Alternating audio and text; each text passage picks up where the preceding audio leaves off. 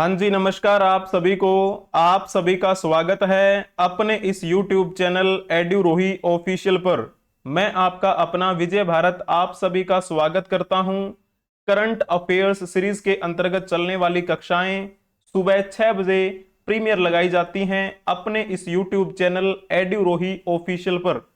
आज 15 जुलाई के दिन आप सभी का स्वागत है इस कक्षा में।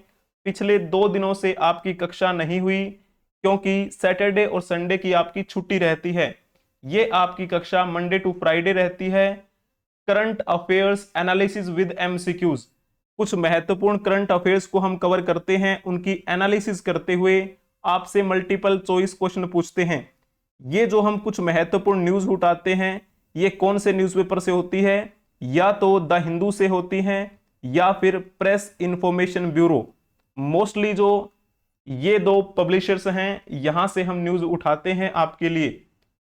चलिए आपको पहले बता देते हैं कि आज की इस कक्षा में हम कौन कौन सी महत्वपूर्ण न्यूज कवर करेंगे और उनसे रिलेटेड आपसे मल्टीपल चॉइस क्वेश्चन पूछेंगे। भारत सरकार ने 25 जून को संविधान हत्या दिवस घोषित कर दिया। ये 25 जून को ही संविधान हत्या दिवस घोषित क्यों किया? 25 जून 1975 की बात है, जब हमारे भारत में इमरजेंसी लागू की गई थी। 25 जून 1975 से 21 मार्च 1977 तक 21 महीने इमरजेंसी रही थी और उस समय हमारे राष्ट्रपति फखरुद्दीन अली अहमद थे और हमारे भारतीय प्रधानमंत्री श्रीमती इंदिरा गांधी थी।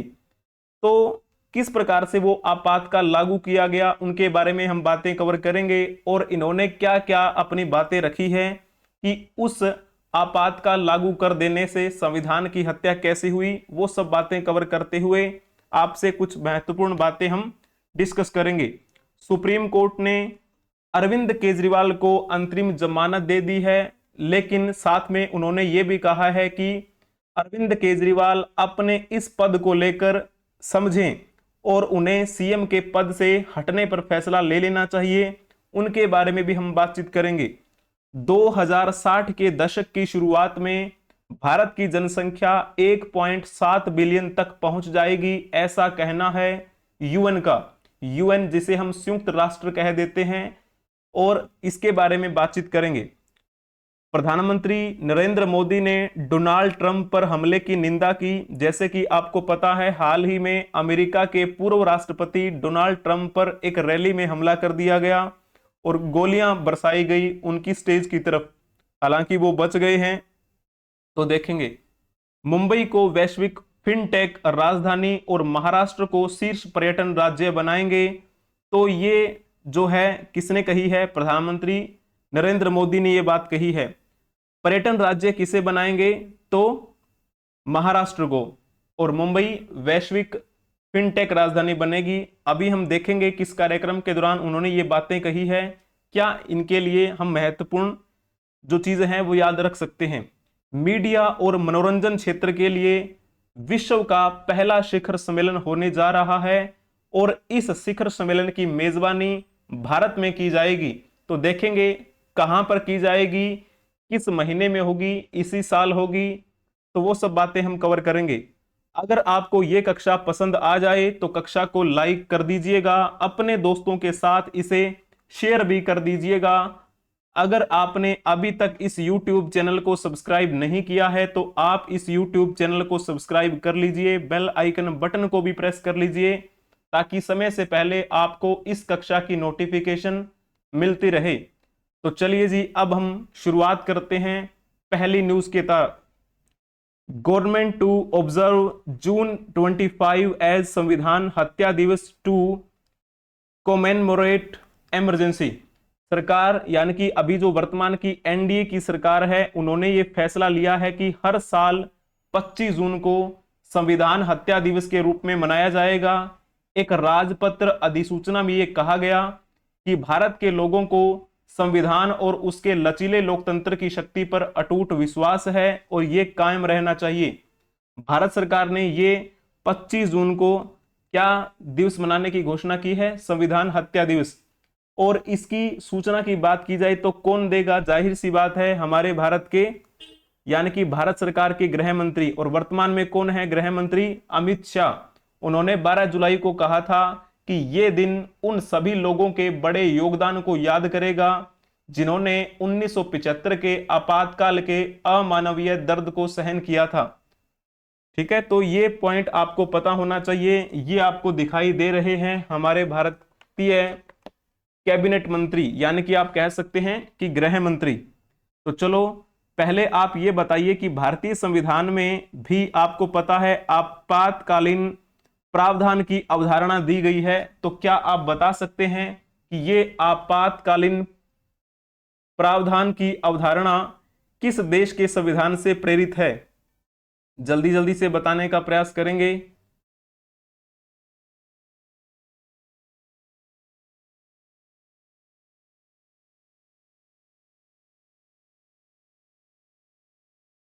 रूस, जर्मनी, कनाडा या फिर आयरलैंड? अगर आपने लिखा होगा ना जर्मनी, तो आपने बहुत ही अच्छी बात लिखी है।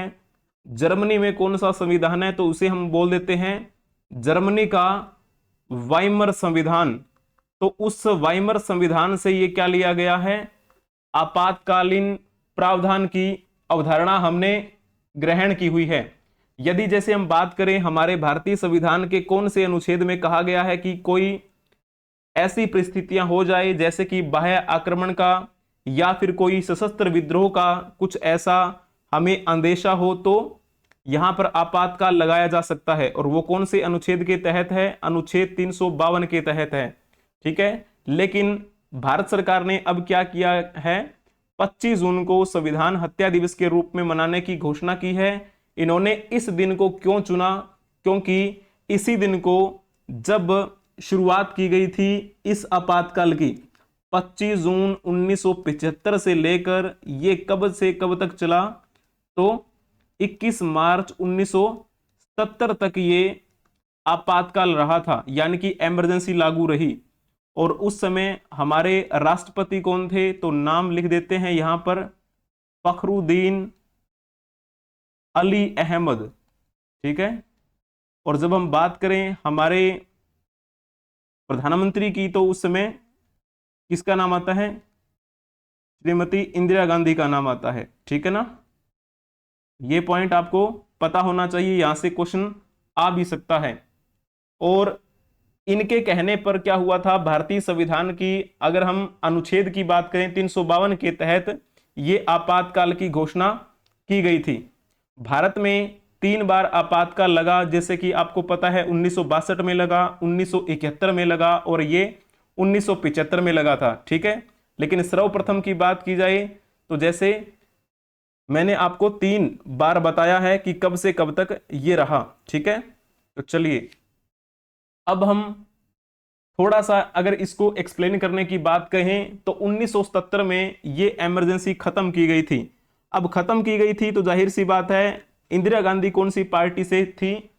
भारतीय राष्ट्रीय कांग्रेस। और उस समय जितनी भी विपक्षी पार्टियां थी उन्होंने ये सोचा कि अगर इंदिरा गांधी सत्ता में रहती है तो इस प्रकार के और भी डिसीजन ले सकती हैं, इसी वजह से हमें एक साथ आना चाहिए। और फिर क्या हुआ था? एक नई पार्टी की शुरुआत की गई जिसे हम क्या नाम दे देते हैं? जनता पार्टी का नाम दे देते हैं, जनता पार्टी। इस जनता पार्टी के अगर हम संस्थापक की बात करें तो नाम आता है जयप्रकाश नारायण का। जयप्रकाश नारायण के नेतृत्व में जनता पार्टी का गठन किया गया कई पार्टियों को मिलाकर। जैसे कि हम बात करें कौन कौन सी पार्टियां थी वो, एक तो आप कह सकते हैं चौधरी चरण सिंह की पार्टी थी जिसे हम कह देते हैं लोकदल, है ना। और एक पार्टी जैसे बाबू जगजीवन राम जो उनसे संबंधित थे, और एक पार्टी जैसे हम नाम लेते हैं जनसंघ। जनसंघ तो आपको पता है ही है, ये एक आप कह सकते हैं कि आरएसएस की ही एक देन थी। आरएसएस के दूसरे सरसंघचालक डॉक्टर माधवराव सदाशिवराव गोलवलकर के सानिध्य में शुरुआत की गई थी इस पार्टी की। लेकिन फिर क्या ये सभी कई पार्टियां इकट्ठी होकर कई नेताओं ने एक पार्टी बनाई जिसे जनता पार्टी हम कह देते हैं। जनता पार्टी लंबे समय तक नहीं चल पाई और जनता पार्टी की तरफ से किसको प्रधानमंत्री बनाया गया? मोरारजी देसाई को बनाया गया। मोरारजी देसाई कब से कब तक रहे? 24 मार्च 1977 से लेकर 28 जुलाई 1979 तक ये भारत के प्रधानमंत्री रहे थे। लेकिन जैसे हम बात करें जनसंघ के जो एक नेता थे अटल बिहारी वाजपेयी, उनको इनकी सरकार में विदेश मंत्री बनाया गया, और जनसंघ के ही एक नेता जनता पार्टी में आए थे लाल कृष्ण आडवाणी, जो कि मोरारजी देसाई की कैबिनेट में सूचना एवं प्रसारण मंत्री बने थे। ठीक है, और इसमें फिर क्या हो गया, टकराव हो गया। हालांकि इंदिरा गांधी की सरकार को तो इन्होंने क्या कर दिया, एक आप कह सकते हैं हरा दिया उनको। और फिर एक समाजवादी नेता हुआ करते थे मधु लिम्मे नाम के, उन्होंने कहा कि दोहरी सदस्यता नहीं चलेगी, यानी कि जो भी आरएसएस के लोग यहां पर आए हुए हैं, जैसे कि अटल बिहारी वाजपेयी हुए, लाल कृष्ण आडवाणी हुए, उन्होंने कहा या तो आप जनता पार्टी में रहेंगे या फिर आप आरएसएस के रहेंगे, दोहरी नागरिकता नहीं चलेगी। और उसी समय फिर क्या हुआ था, जो अटल बिहारी वाजपेयी थे और लाल कृष्ण आडवाणी थे, उन्होंने कहा कि हम अलग पार्टी बना लेंगे, हमें आवश्यकता नहीं है, क्योंकि हम वो सदस्यता नहीं छोड़ेंगे आरएसएस की। तो इसी वजह से फिर ये पार्टी जो थी जनता पार्टी, इसका क्या हो गया, विघटन हो गया, और इसमें फिर बंटवारा हो गया। इसी वजह से ये अब क्या हो गया, मोरारजी देसाई जो प्रधानमंत्री बने हुए थे, उन्होंने इस्तीफा दे दिया, और फिर जैसे हम बात करें एक नए प्रधानमंत्री बने थे जिनका नाम आता है चौधरी चरण सिंह। तो मैंने अभी बताया जनता पार्टी में भी ये आए थे, लेकिन फिर क्या हुआ था, इनको कांग्रेस के समर्थन से प्रधानमंत्री बनाया गया। और ये प्रधानमंत्री कब से कब तक रहे, 28 जुलाई 1979 से लेकर 14 जनवरी 1984 तक रहे। तो ये बीच का कार्यकाल रहा इंदिरा गांधी के टाइम पीरियड के बीच का कार्यकाल।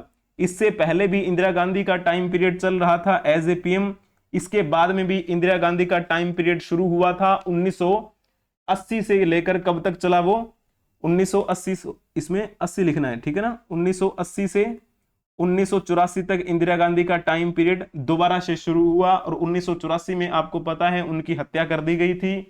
ये पॉइंट आपको ध्यान में रखना है। तो बात हो रही है भारतीय राष्ट्रीय कांग्रेस के बारे में। अब आप ये क्वेश्चन बताने का प्रयास करेंगे, भारतीय राष्ट्रीय कांग्रेस के इतिहास के संदर्भ में निम्नलिखित कथनों पर विचार कीजिए और बताइए कि ऊपर दिए गए कथनों में से कौन सा या फिर कौन से कथन सत्य हैं। तो जल्दी से बताने का प्रयास करेंगे, इसमें ज्यादा मुश्किल कुछ है नहीं। वैसे मोतीलाल नेहरू 1928 में कोलकाता अधिवेशन में भारतीय राष्ट्रीय कांग्रेस के अध्यक्ष बने थे। क्या ये बात सत्य है? आप कहेंगे जी हां, ये बात सही है। मोतीलाल नेहरू पंडित जवाहरलाल नेहरू के पिता थे, और उनके यानी कि जवाहरलाल नेहरू के बारे में बात की जाए, उन्होंने 1929 में लाहौर अधिवेशन में अध्यक्षता की थी, और इसी लाहौर अधिवेशन में एक बात कही गई थी कि हम क्या चाहते हैं, पूर्ण स्वराज चाहते हैं। और इसी वजह से फिर उन्होंने पहली बार स्वतंत्रता दिवस मनाया था। कब मनाया? 26 जनवरी 1930 को। तो पहली बार स्वतंत्रता दिवस मनाया गया। और जब हम हमारे भारतीय संविधान को लागू करने की बात करते हैं, तो हालांकि संविधान तैयार तो कर लिया गया था, सब कुछ आत्मार्पित कर लिया गया था 26 नवंबर 1949 को, लेकिन लागू नहीं किया। लागू करने के लिए हमने 26 जनवरी का दिन चुना, क्योंकि हमें इस दिन को सम्मान देना था, क्योंकि 26 जनवरी 1930 को भारतीय राष्ट्रीय कांग्रेस ने पहली बार स्वतंत्रता दिवस मनाया था। तो ये दोनों के दोनों ही पॉइंट बिल्कुल ठीक लिखे हुए हैं। यहां पर आप ये फोटो देख सकते हैं, ये कौन है? यही तो है मोतीलाल नेहरू। मोतीलाल नेहरू के बेटे जो आपको इस कुर्सी पे दिखाई दे रहे हैं, यही बड़े होकर क्या बने थे? जवाहरलाल नेहरू। और जवाहरलाल नेहरू के यहां पर देखिए कुर्सी पर एक लड़की बैठी हुई है, यही लड़की बड़ी होकर किस नाम से प्रसिद्ध हुई? इंदिरा गांधी के नाम से प्रसिद्ध हुई। और इंदिरा गांधी ने शादी किसके साथ की थी? फिरोज खान के साथ, ठीक है, इंदिरा गांधी। और बाद में जैसे आपको पता है इंदिरा गांधी की 2 संतानें हुई, जिनमें से एक किसका नाम आता है? राजीव गांधी का नाम आता है। और राजीव गांधी भी क्या रहे?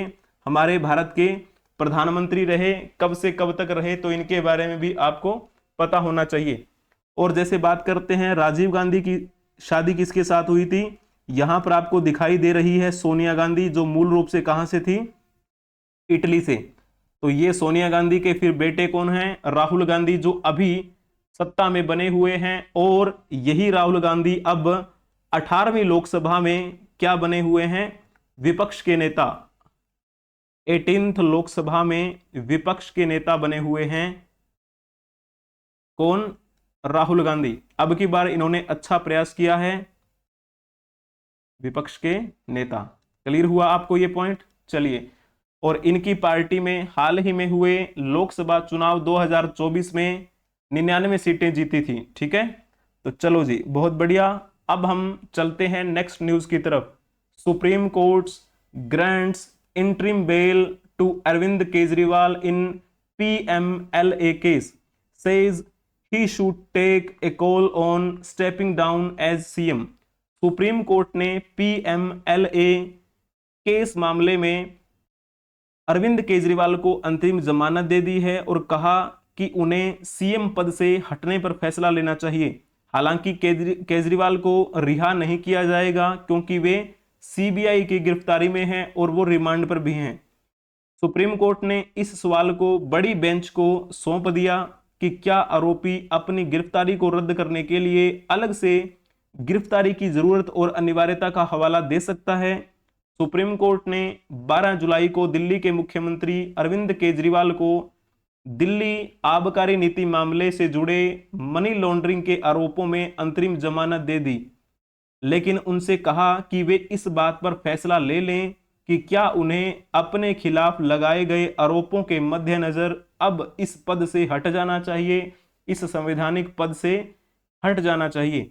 जस्टिस संजीव खन्ना और दीपांकर दत्ता की बेंच ने इस बात पर जोर दिया कि अरविंद केजरीवाल एक प्रभावशाली पद पर हैं, एक संवैधानिक महत्व वो रखते हैं। ठीक है, तो इस प्रकार आपको ये बातें जो हैं वो देख लेनी है। अरविंद केजरीवाल के बारे में कुछ कथन दिए गए हैं, उनके बारे में यहाँ पर आप पढ़ने का प्रयास करेंगे और बताएंगे कि इनमें से कौन कौन सी बातें जो हैं वो ठीक लिखी हुई हैं। तो जल्दी से बताइए। अरविंद केजरीवाल ने राजस्थान कैडर की IAS अधिकारी अरुणा रॉय और अन्य लोगों के साथ मिलकर सूचना का अधिकार अधिनियम के लिए अभियान चलाया, जो जल्द ही एक मूक आंदोलन बन गया था। क्या ये बात ठीक लिखी हुई है? क्या आप कहेंगे जी हाँ, ये बात बिल्कुल सत्य है, ये इसमें सक्रिय भूमिका निभा रहे थे। और जैसे हम बात करें सेकंड पॉइंट के बारे में, अरविंद केजरीवाल को वर्ष 2006 में उत्कृष्ट नेतृत्व के लिए रेमन मैग्सेसे पुरस्कार से सम्मानित किया गया। ये बात भी बिल्कुल ठीक लिखी हुई है। और इनको कई और भी पुरस्कार मिले, जैसे हम 2010 की बात करें तो इनको क्या मिला था?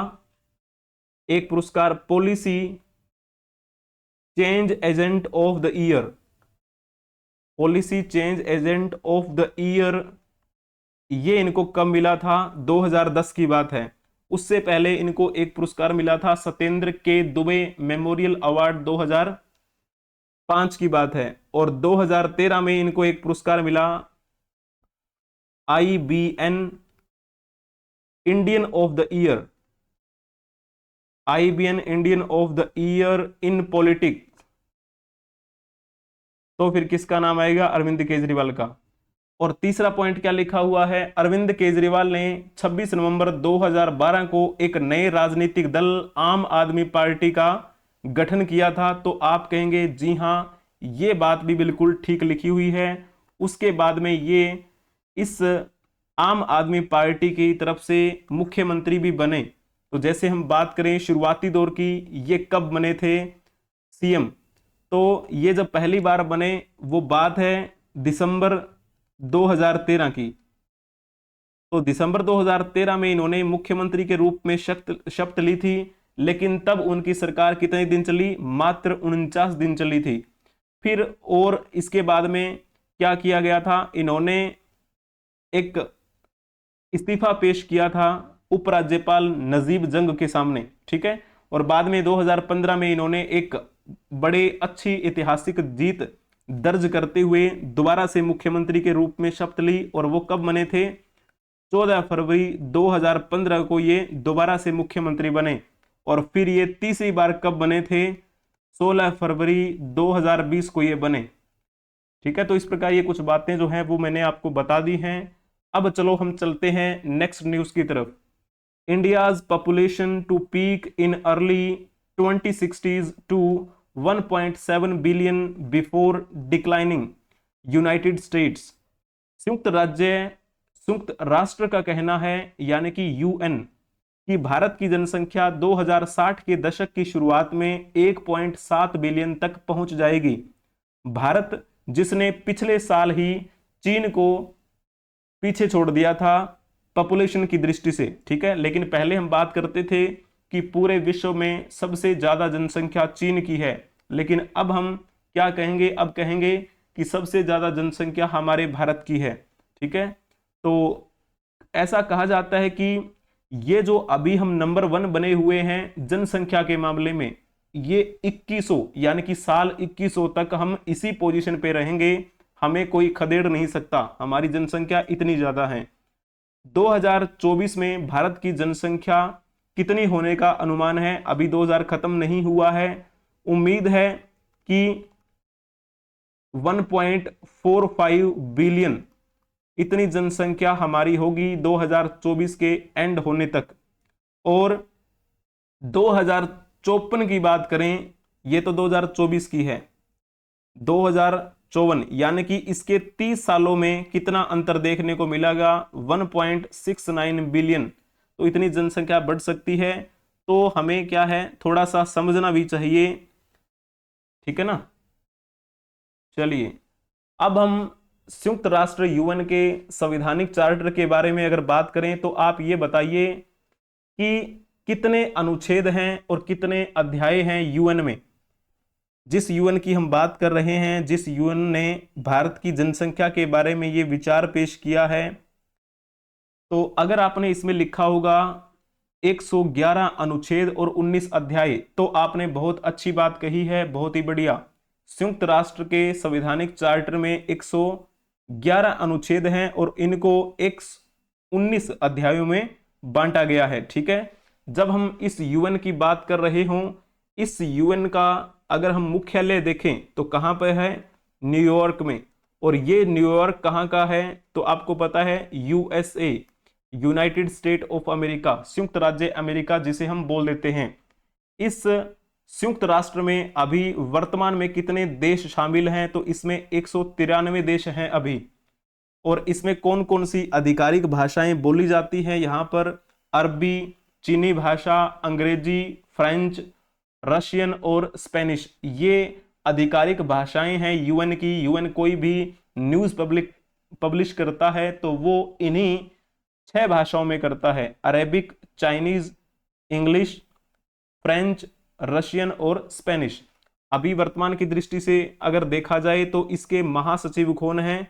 तो आपको लिख देना है एंटोनियो गुटेरस का नाम, एंटोनियो गुटेरस। ये वैसे पुर्तगाल के हैं मूल रूप से, और पुर्तगाल के प्रधानमंत्री भी रह चुके हैं। तो मैंने अभी आपको बताया कि इस यूएन में टोटल 193 देश शामिल हो चुके हैं। तो आप ये बताइए कि सबसे नवीनतम देश कौन सा है जो यूएन में शामिल हुआ? इसके बारे में आपको कमेंट में बताना है कौन सा इसमें ऑप्शन ठीक रहेगा। अगर आपने इसमें यह लिखा होगा कि दक्षिणी सूडान है, तो आपने बहुत ही अच्छा जवाब दिया है। इसमें दक्षिणी सूडान इस यूएन का सदस्य कब बना था? तो ये 11 जुलाई 2011 को इस यूएन का सदस्य बना। क्लियर हुआ आपको ये पॉइंट? बहुत ही बढ़िया। अब हम चलते हैं नेक्स्ट न्यूज की तरफ। प्रधानमंत्री Modi condemns attack on Donald Trump. तो डोनाल्ड ट्रंप जो कि संयुक्त राज्य अमेरिका के पूर्व राष्ट्रपति रह चुके हैं, उन पर अभी हाल ही में जो हमला हुआ, प्रधानमंत्री नरेंद्र मोदी ने उस हमले की निंदा की है। चुनावी रैली के दौरान ट्रंप घायल हो गए थे और अभी तक पता नहीं चला, एक संदिग्ध शूटर ने उनके मंच की तरफ ऊंचे स्थान पर कई गोलियां बरसाई थी, जिनमें यहां पर आप देख भी सकते हैं, इस प्रकार से खून बहता हुआ आपको दिखाई दे रहा है ना। सॉरी। तो अब यहां पर जैसे हम देखें, ये देखिए इन्होंने ट्वीट भी साझा किया था। अब चलो इस यहां पर जैसे आपको देखना हो यूएसए के बारे में, ये जो यूएसए का बना हुआ है राष्ट्रीय ध्वज, यूएसए की राजधानी क्या है? आप कमेंट में बताएंगे कौन सी राजधानी है। ये यूएसए कब बना था? संयुक्त राष्ट्र का सदस्य है, जिसे हम यूएन कह देते हैं, संयुक्त राज्य नहीं, संयुक्त राज्य तो हम इसी को कहते हैं, संयुक्त राज्य अमेरिका, ये यूएन का सदस्य है। 24 अक्टूबर 1945 को ये यूएन का सदस्य बना। और यूएन के बारे में तो आप जानते ही हैं, एक यूएन की एक अलग से शाखा है जिसे हम कहते हैं संयुक्त राष्ट्र, UNSC, United nation security council, जिसे हम हिंदी में कहेंगे सुरक्षा परिषद, संयुक्त राष्ट्र सुरक्षा परिषद। इसका ये परमानेंट सदस्य भी है, आपको पता होना चाहिए। ठीक है, तो चलो एक क्वेश्चन बताने का प्रयास करेंगे कि अमेरिका के जो पूर्व राष्ट्रपति हैं डोनाल्ड ट्रंप, ये किस पार्टी से संबंधित हैं? अगर आपने इनके बारे में ऑप्शन टिक किया होगा, ऑप्शन थर्ड, तो आपने बहुत ही अच्छा जवाब दिया है। ये रिपब्लिकन पार्टी आपको ऑप्शन में टिक कर देना है। लेकिन वर्तमान की दृष्टि से देखा जाए तो वर्तमान में वहां के कौन हैं? तो जोए बाइडेन, तो ये वर्तमान के वहां के राष्ट्रपति हैं। क्लियर हुआ आपको ये पॉइंट? सबसे शक्तिशाली राष्ट्रपति माने जाते हैं अमेरिका के जो होते हैं। Want to make Mumbai a global fintech capital, Maharashtra the top tourist state. हमारे भारतीय प्रधानमंत्री नरेंद्र मोदी ने कहा है कि वो मुंबई को एक, आप कह सकते हैं कि ग्लोबल फाइनटेक कैपिटल बनाना चाहते हैं, एक बढ़िया राजधानी बनाना चाहते हैं जिसकी विश्व स्तर पे पहचान हो, और महाराष्ट्र को शीर्ष स्तर का पर्यटन राज्य घोषित करना चाहते हैं। इसके लिए जो भी संभावनाएं हो सकती हैं पर्यटन के क्षेत्र में, चिकित्सा के क्षेत्र में, उन पर भी इन्होंने जोर दिया। तीर्थ यात्रा मार्गों को विकसित करने का जो संकल्प इन्होंने लिया है उसके बारे में भी आपको पता होना चाहिए। ये जो सारी की सारी बातें हैं किस दौरान इन्होंने कही? एक कार्यक्रम के उद्घाटन के दौरान इन्होंने ये बातें कही। यहां पर ये उस कार्यक्रम की फोटो है। इस क्वेश्चन के बारे में बताइए, किसका उद्घाटन किया गया है हाल ही में मुंबई में भारतीय प्रधानमंत्री नरेंद्र मोदी के द्वारा? तो आपको लिखना है इंडियन न्यूज़पेपर सोसाइटी, जिसे हम INS टावर्स के नाम से जानते हैं। इसकी उद्घाटन की बात की जाए तो इन्होंने उद्घाटन किया था 13 जुलाई 2024 को। उसी दौरान उपस्थित लोगों को इन्होंने संबोधित किया और उन्होंने कहा कि हम महाराष्ट्र को एक बहुत ही बेहतरीन पर्यटन राज्य बनाना चाहते हैं और इस मुंबई को वैश्विक फिनटेक राजधानी बनाना चाहते हैं। ठीक है, तो इस प्रकार हमें बातें ध्यान में रखनी है। छत्रपति शिवाजी महाराज के कई शानदार किले हैं, समृद्धि कोंकण तटरेखा, संपूर्ण सह्याद्री पर्वत श्रृंखला, जो भी हैं उन सबको दोबारा से एक बेहतरीन तरीके से उसका विकास किया जाए, इस प्रकार की संभावनाओं पर इन्होंने जोर दिया। India to host first global summit for India and entertainment sector in November. Bharat नवंबर में मीडिया और मनोरंजन क्षेत्र के लिए पहला विश्व शिखर सम्मेलन आयोजित करेगा। पूरे विश्व का ये पहला वैश्विक शिखर सम्मेलन है जिसका आयोजन भारत करेगा, और कौन से महीने में? नवंबर में ही करेगा। I&B मिनिस्टर अश्विनी वैष्णव, सूचना और प्रसारण मंत्री अभी कौन है? अश्विनी वैष्णव हैं। और गोवा के मुख्यमंत्री कौन है? प्रमोद सावंत। इन्होंने कहा है कि ये जो हम आयोजित करने जा रहे हैं इस समिट का, तो ये कब से कब तक होगा? 20 नवंबर से लेकर 24 नवंबर तक होगा ये। और इसमें ये कहां पर होगा? तो जाहिर सी बात है गोवा। गोवा एक बहुत ही बेहतरीन प्लेस है घूमने की दृष्टि से भी। यहां पर ये विश्व स्तरीय मीडिया और मनोरंजन क्षेत्र के लिए ये कार्यक्रम आयोजित किया जाएगा। और जैसे हम बात करें सूचना और प्रसारण राज्य मंत्री कौन है, तो वहां पर आपको नाम लिखना है एल मुरुगन का। एल मुरुगन 13 जुलाई 2024 को नई दिल्ली में इसके उद्घाटन के दौरान ये बातें बता रहे थे। ठीक है, तो चलिए अब जैसे आप यहां पर देख सकते हैं इन फोटोज में केंद्रीय सूचना और प्रसारण मंत्री अश्विनी वैष्णव, गोवा के मुख्यमंत्री प्रमोद सावंत और सूचना एवं प्रसारण राज्य मंत्री एल मुरुगन। तो भारत नवंबर में क्या करने वाला है? गोवा में इस सम्मेलन की आप कह सकते हैं मेजबानी करने वाला है। तो गोवा के वर्तमान में मुख्यमंत्री कौन है? अगर आपने लिखा होगा प्रमोद सावंत, तो आपने बहुत ही अच्छी बात बताई है। अगर हम पूछें कि भूपेंद्र पटेल वर्तमान में कौन से राज्य के मुख्यमंत्री हैं, तो आपको लिख देना है गुजरात। नायब सिंह सैनी की बात की जाए तो ये कहाँ के हैं, तो आप लिखेंगे हरियाणा के। और नायब सिंह सैनी से पहले हरियाणा के मुख्यमंत्री कौन थे, मनोहर लाल खट्टर, जो अभी कैबिनेट मंत्री हैं केंद्रीय में। ठीक है, तो चलो अब डी ऑप्शन के बारे में बात की जाए, मोहन चरण मांझी, ये कहाँ के हैं, तो ये ओडिशा के अभी वर्तमान में मुख्यमंत्री हैं। ठीक है, तो इनके बारे में आपको पता होना चाहिए। हालांकि ओडिशा में लंबे समय तक किस पार्टी की सत्ता रही थी, बीजेडी यानी कि बीजू जनता दल की, लेकिन अभी वर्तमान में यहां पर बीजेपी की सरकार पहली बार आई है और बीजेपी की तरफ से वहां के सीएम कौन बने हैं, मोहन चरण मांझी। हरियाणा में जो है नायब सिंह सैनी, ये भी भारतीय जनता पार्टी के हैं, इनके बारे में आपको पता होना चाहिए। ठीक है, अगर आपको ये कक्षा पसंद आई है तो कक्षा को लाइक कर दीजिए, अपने दोस्तों के साथ इसे शेयर भी कर दीजिए। अगर आपने अभी तक इस YouTube चैनल को सब्सक्राइब नहीं किया है तो आप इस YouTube चैनल को सब्सक्राइब कर लीजिए, बेल आइकन बटन को भी प्रेस कर लीजिए, ताकि समय से पहले आपको इस कक्षा की नोटिफिकेशन मिलती रहे। और इस कक्षा की जो भी PDF आज तक मैंने प्रोवाइड करवाई है वो आप चेक कर लीजिए, उसे आप पढ़ लीजिए। एडुरोही 24 आपको सर्च करना है। जितना भी कोई ट्रेंडिंग की न्यूज रहती है उससे हम कोई भी रिलेटेड न्यूज बनाते हैं तो उसके लिंक भी आपको प्रोवाइड करवा दिए जाते हैं अपनी इस कक्षा में। ठीक है ना, आप सभी का धन्यवाद बने रहने के लिए। इसके अलावा आप हमें अलग अलग सोशल मीडिया प्लेटफॉर्म के माध्यम से संपर्क कर सकते हैं, जैसे कि टेलीग्राम के बारे में बता दिया आपको। और इसके अलावा जितने भी सोशल मीडिया प्लेटफॉर्म हों, चाहे हम बात करें मौज, फेसबुक, ट्विटर, एक्स, हिप्पी, जोश, share chat, WhatsApp channel, Instagram, किसी भी सोशल मीडिया प्लेटफॉर्म के माध्यम से आप हमसे जुड़ सकते हैं, बशर्ते आपको सर्च करना है एड्यूरोही 24।